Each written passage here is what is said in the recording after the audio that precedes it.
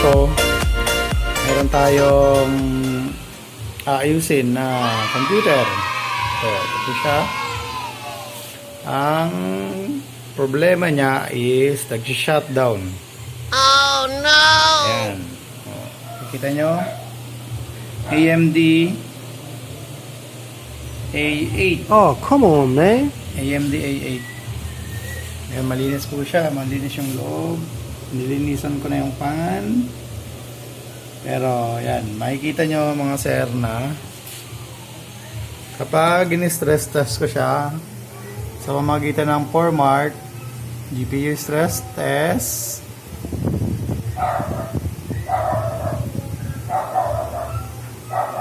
tapos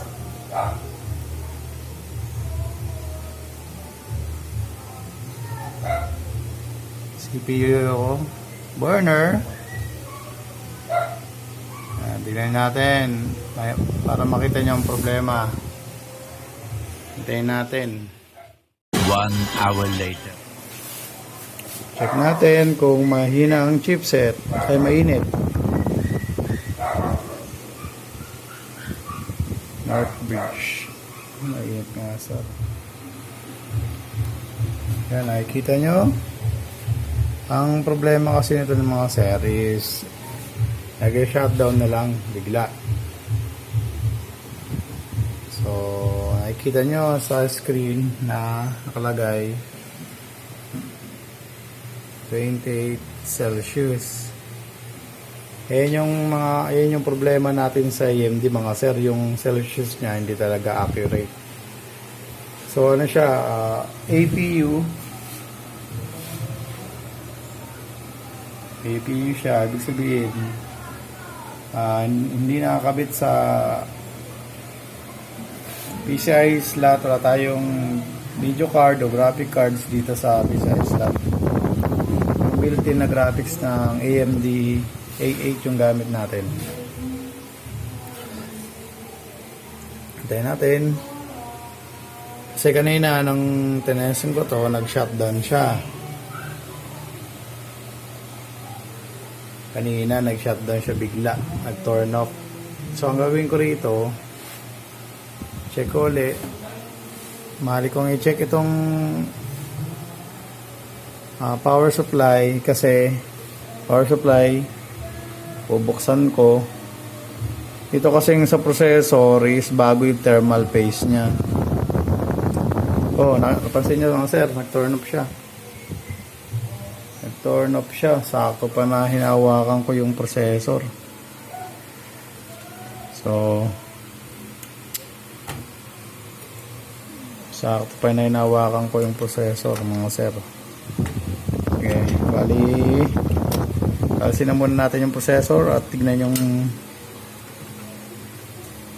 kanyang condition.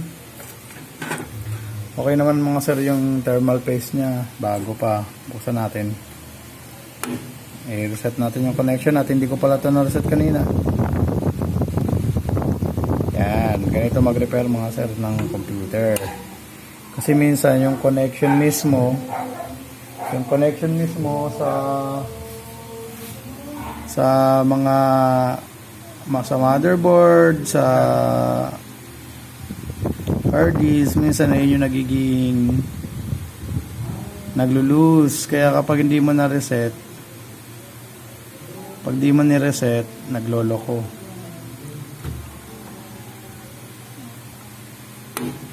Yan, reset mo na rin. Baka dyan lang nagkakaroon ng problema kapag umiinit. So install na rin natin siya sir ng ng hardware monitor para makita natin yung Isa rin po kasi na problema sa AMD is yung kanyang temperature is Oh, come on, man. hindi gaanong accurate ang reading. May error siya sa ganun, ibig sabihin hindi tama yung reading niya. Ayun yung napansin ko sa mga AMD. Sana nakokorek yung ganong problema. Mali yung basa ng mga Yan, ilipid mo. Palagay ko, hindi rin ganang maigpit yung ng ating ng ating processor. Kaya ganun, maluwag eh. Magalaw. Try natin sa ibang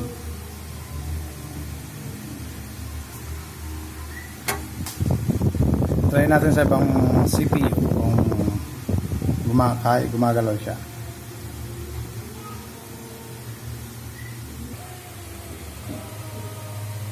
Yan mga sir, nandito tayo sa kabilang CPU. Tingnan natin kung gumagalaw.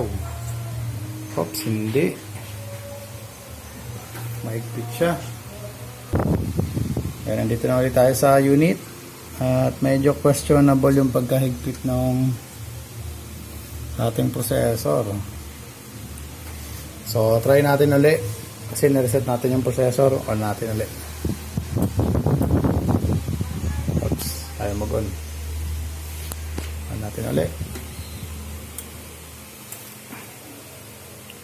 Oh, okay. Ayaw mag-on after ng shutdown.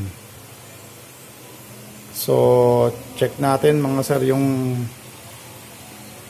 kanyang power supply kasi ayaw mag-on.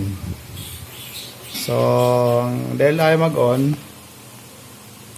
so may 5 volt siya kasi may ilaw. Oh.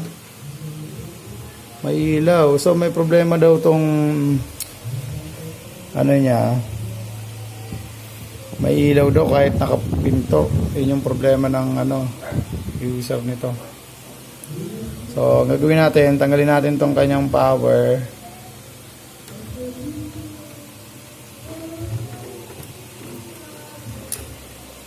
Tanggalin natin tong kanyang power connection. Kaya mahirap, post ko muna mga sir.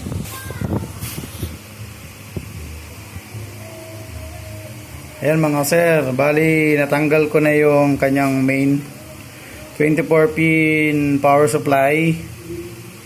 At ngayon, kanina kasi habang binubuksan ko ayaw magbukas, so nagkaroon ako ng clue na ibig sabihin may yung power supply nagpo-fault siya. Ibig sabihin ino-off niya tapos hindi niya binubuksan. So ang gagawin natin ngayon is i-on natin siya sa magitan ng dito. I-on natin siya sa magitan ng 24 pin. So on natin mga sir sa magitan ng pag-connect ng green sa gray. Green sa gray, ayun yung PS on niya. Saka PS on ground. Tingnan natin, ayun, nakikita nyo. Umikot ang kanyang pan, lapit natin ng konti. Ayan, nakikita nyo, nakatigil. So, ayan. Iwan ko ulit. Sandali lang. Mga sir. Ayan, umikot, nakikita sa camera mga sir. Ayan, umikot. So,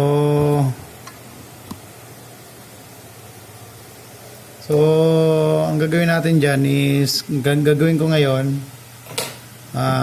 bivisual inspection ko yung loob niya. Kalasin ko muna, baka may bloated na capacitor. At doon tayo mag-umpisa. Kung wala naman, kung walang bloated, so,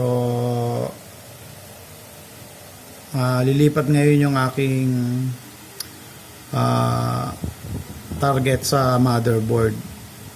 Mostly temperature yun mga sir kasi pine-pressure test ko siya pero stress test pala, hindi pressure test. So naging naman tayo sa aircon ngayon. So in-stress ko siya, doon siya nag-shutdown sa stress test. Okay, so ganun ang gawin natin. Bali buksan natin to sa magitan ng unang step. Tanggalin natin tong apat na tornilyo. Yan, tanggalin natin yung tornilyo.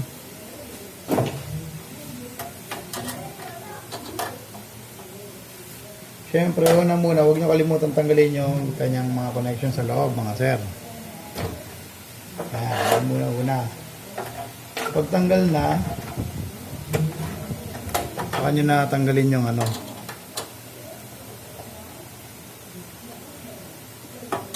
So, palagi tayo nag-aayos ng computer, PC.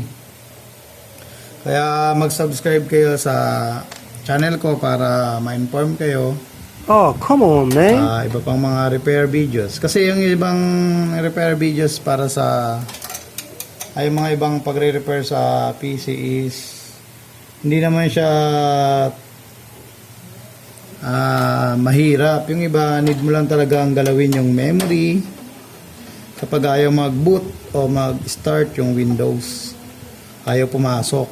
So i-reset mo lang yung RAM. Ayan, tanggal na mga sir. Ayan, tanggal na. So, yun. Lalagyan natin siya dun sa, para makita. Ayan, mga sir, nakikita nyo? Generic lang siyang power supply. And play. Magaan lang siya. So, hindi siya true rated. Kasi, ang true rated, mataas yung kanyang capacity. Ang generic, kahit nakalagay 500 watts or 700 watts, makikita mo rito, ay nagsabi naman siya ng totoo. Dahil generic siya, ang rated power niya is 200 watts lang, pero ang peak power niya is 700. So, ganyan ina-advertise yung mga Oh, come on, man. mga generic, nilalagay nila 700 watts, pero peak power lang pala yun. Yung rated power niya is 200 watts lang. So kapag naglagay kayo ng high power na video card, so siguradong hindi niya kakayanin yun. Maaaring kasira ng software at hardware mismo. Kaya mga sir, malalaman nyo kapag generic ang isang power supply, unang-una sa bigat at sa presyo. Oh no! Kaya ang mga presyo ng mga true rated na power supply is ranging from 2,000 pataas. So kapag bumili kayo ng power supply at 500 pesos lang, ano po yun? Delikado na hindi siya tunay na ano. Yan, nakikita nyo po, napakakonti ng kanyang pyesa. Yan yung mga capacitor. Sa true rated na na computer na power supply is siya, double ang kanyang mga capacitor at malaki. So ayun yung pinaka controller niya. Okay. Ayan, saka ito malaki to, mataas yung capacity niya. Ito 470 microfarad. Yung iba mas mataas dyan, yung mga true rated. Kaya yun yung mga, ayan, yun yung mga, ito yung generic na power supply. Oh no! Maliit yung mga capacitor niya at yung mga MOSFET, yung mga transistor, diodes, transistors, maliliit. So, yan yung pinagkaiba ng true rated at generic power supply. Ang problema dito is okay naman siya mga sir.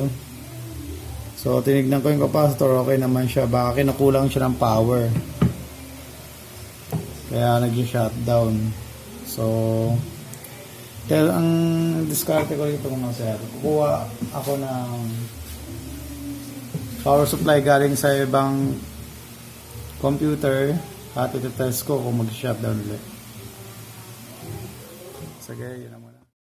Ayan, ito yung aking i-test muna, ipapalit. Malikabok. Malikabok. So, check voltages. I-check natin yung voltage muna mga sir. Pero galing to sa working na DC. Pero dahil sa may warning siya na check voltage, check na muna natin para sigurado.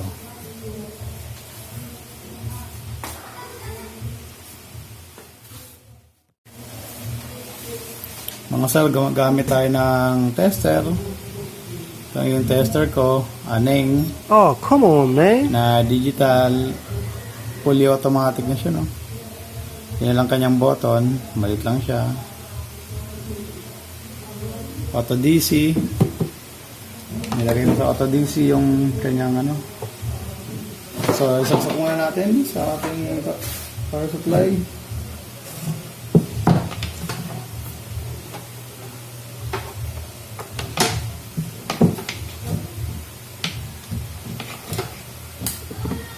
At ang katulad ng gagawin natin kanina, sir, i-short din natin yung kanyang gray and green. Yung green and green. Tapos yung gray. Parang naging brown na siya sa tagal ng panahon.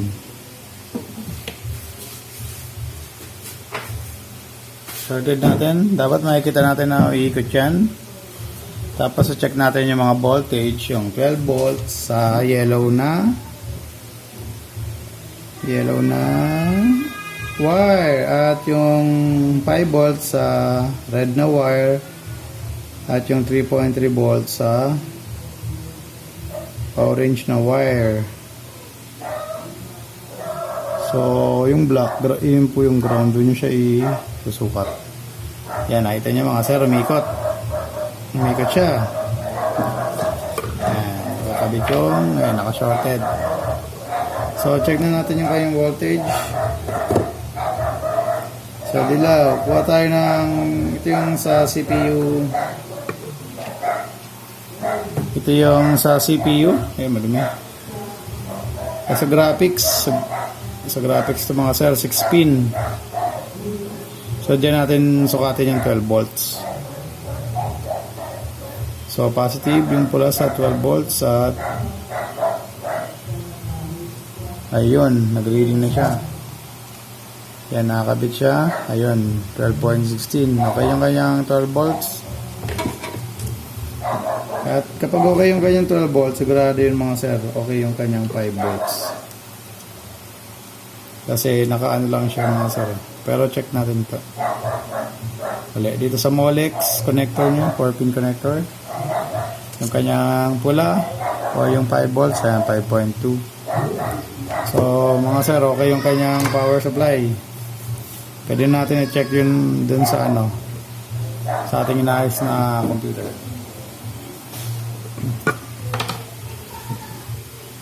Ayan, tinanggal ko na, nag-off siya, yun yung pan niya. Migil na. Ayan mga sir, sa mga nanonood, naikabit ko na yung 24 pin at yung power supply ng CPU na dalawang 4 pin 12 volts. Yun yung kanyang power supply na galing sa ibang computer na working. At yun, ano na natin,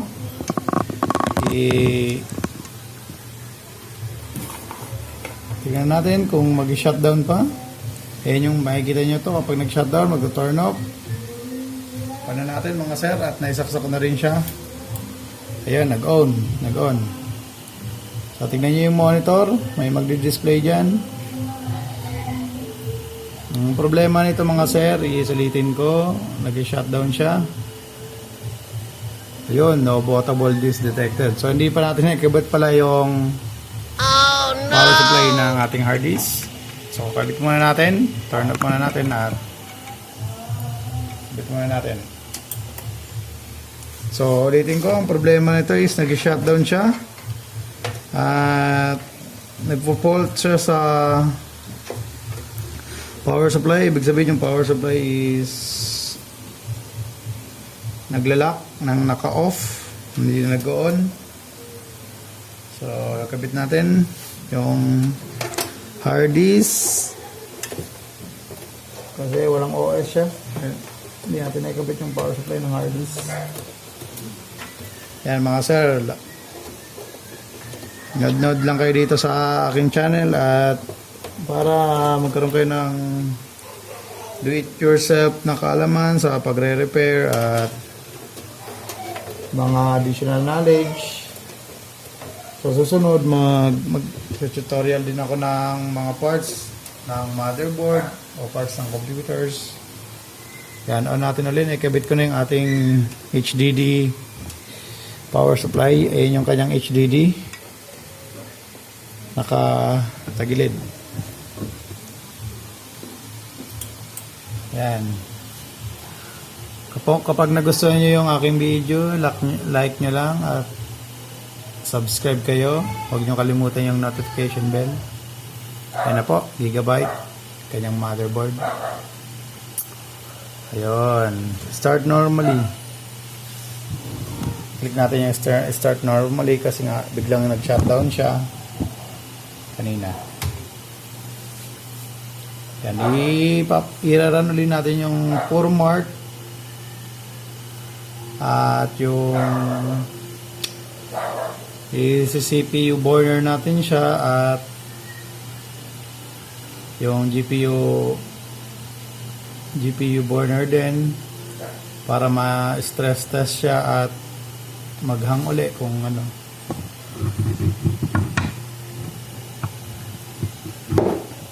Ay. Hintay lang mga sir.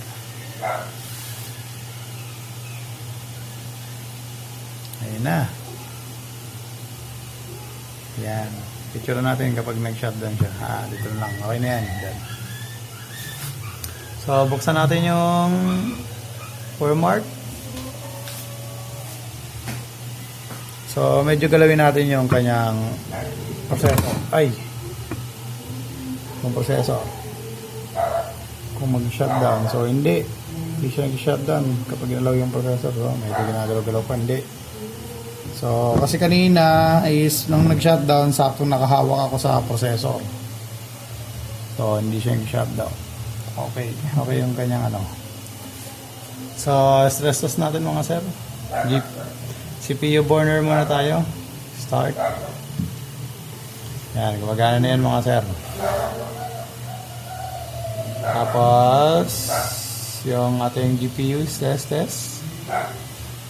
Yan, gumamit ako ng format. Pwede naman kayo gumamit ng ibang mga stress test. Ngayon, tingnan natin kung mag-shutdown siya. Hintayin natin.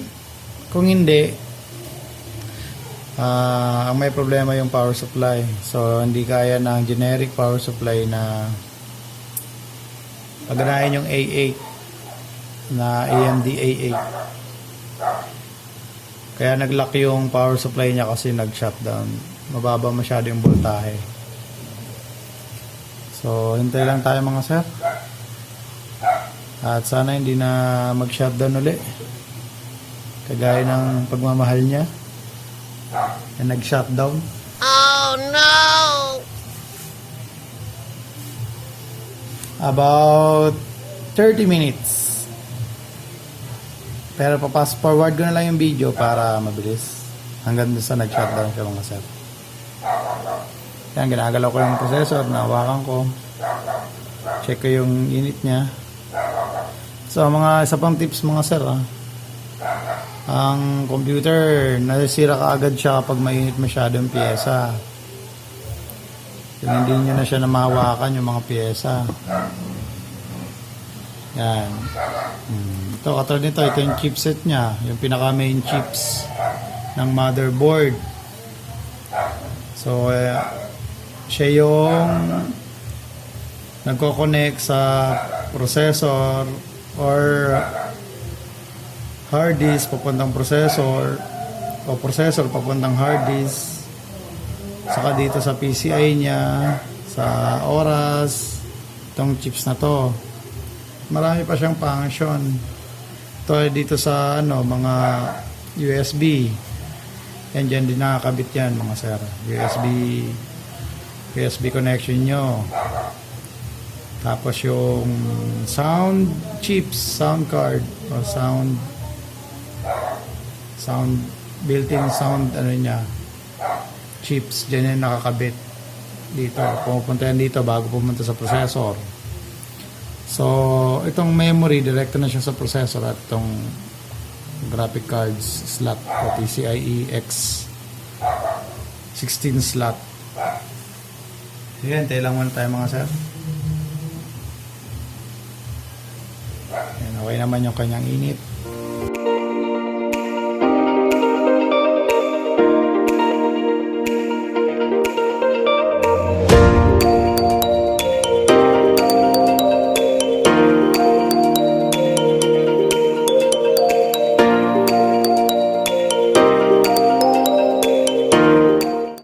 Yan mga sir, check ko yung kanyang temperature.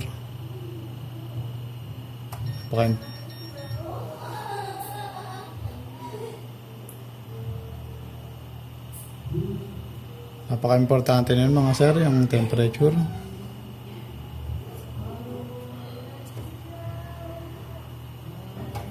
Napaka-importante yan sir sa computer, kasi ang computer is talaga nag-generate siya ng init dahil sa kanyang mga transistors. Napakaraming transistor niya sa loob, so million na transistors, so kaya siya nag-generate ng heat.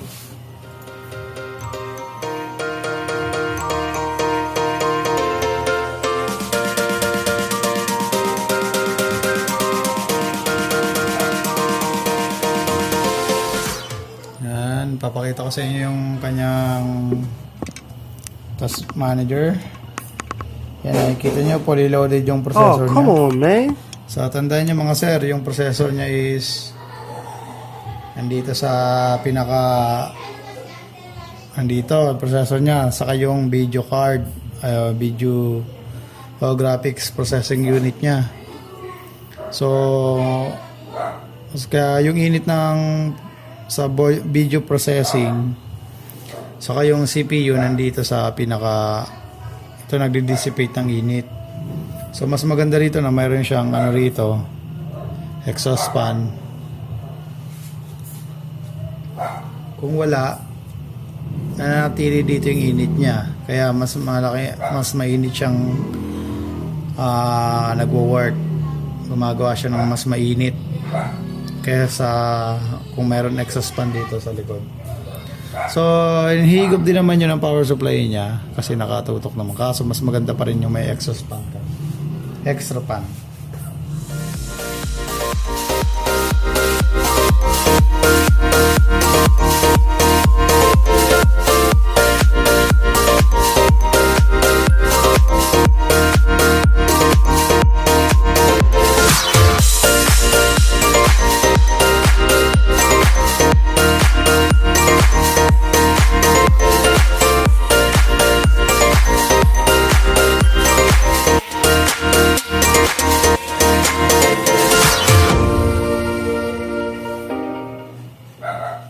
Ayan mga sir, nakailang minuto na tayo nang walang shutdown. So, mukhang sa power supply nga talaga ang problema mga sir. Hindi kaya na ang power supply yung ating A8 AMD APU. So actually hindi ito yung talagang ilalagay natin dito na power supply. Ginamit lang natin siya na pang test. So iti-test natin talaga yung ilalagay natin na replacement dito kasi yung customer natin is may isa pa siyang power supply dito sa akin. Yun ang gagamitin natin. Generic din yun. Sana kayanin niyo yung ating A8 at iti-test natin ulit siya. Okay, fix na po yan. Wala na pong siyang problema dahil naka 100% ang ating CPU saka GPU. So hindi siya nag-shutdown. So magandang indication po 'yon na ang sira po natin is yung power supply. So ganyan po tayo mag-diagnose. Yung power supply niya is hindi talaga niya kaya yung ating A8 sa heavy load requirements ng ating heavy power. So, matas na power na ating requirements ng CPU saka GPU. So, nag-shutdown siya. So, hindi naman sira ang kanyang wala naman tayo nakitang bloated na capacitor na nagiging cause ng pag-shutdown. So, sadyang hindi niya lang talaga kaya yung ating power dahil 200 watts. So, hindi pa yata 200 watts yung kaya niya. So, hintay pa tayo ng ilang minuto.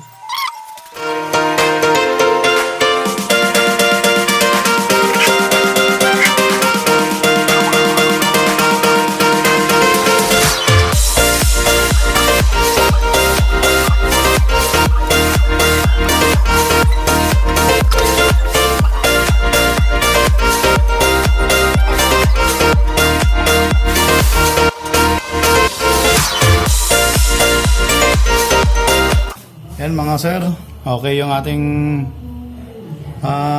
diskarte na i-test sa ibang power supply yung ating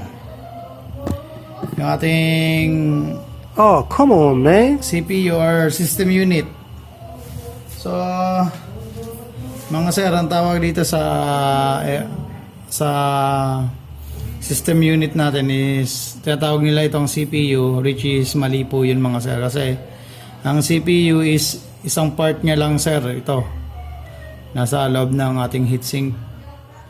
So isang maling natawagin na ang buong box na to is CPU, mali po yun. Kaya kung ganyan tawag nyo, mali po yun mga sir, kasi ang CPU kapag sinearch mo siya sa Wikipedia or sa internet, ano po siya, Central Processing Unit. Unit lang siya. So, hindi siya system. Ibig sabihin ng unit, nag-iisa lang mga sir. So, ito, marami siyang iba pang parts katulad ng GPU, Graphics Processing Unit, CPU, RAM, Random Access Memory, hard disk, saka casing, power supply, at mga cooling fan niya. So, system siya. Marami siyang mga nakakonect na chips and mga processors. Katulad nga ng GPU, Graphics Processing Unit. So, processor din po yun. So, Sound Processing Unit o Sound Chips, Sound Chipset, ganun. So, mali pong tatawagin natin siya na CPU. Kasi CPU, tumutukoy lang yan dun sa processor niya. So, mali din na tawagin na processor kasi madalawang processor dito. Yung Graphics Processing Unit o GPU saka CPU, Central Processing Unit.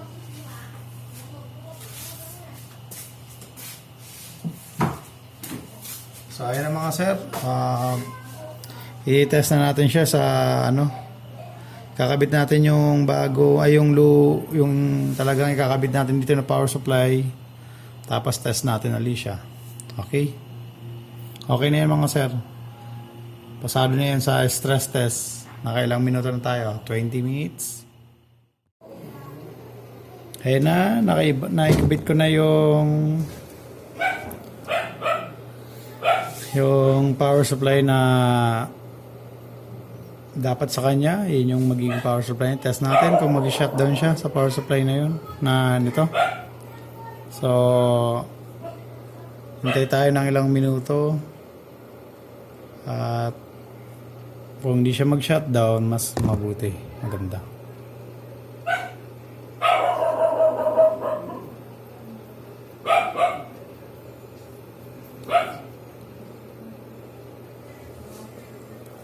Okay, mag-subscribe at tikilig ang notification bell para ma-notify kayo kapag may bago na naman akong repair videos gaya ng computer repair. At marami pa akong i-upload ng mga videos sa mga susunod na panahon. Katulad ng cooling DIY cooling, liquid cooling para sa computer. At hinahanapan ko pa ng pyesa, pero meron na ako ditong na setup na DIY cooling. So mag-subscribe lang kayo at click nyo yung notification bell. Yan mga sir, after 30 minutes na, ayan, 25 minutes na nagra-run yung ating pour mark, wala, okay na siya, hindi na nag-ahang. So ang problema is yung power supply talaga. So okay na, fix.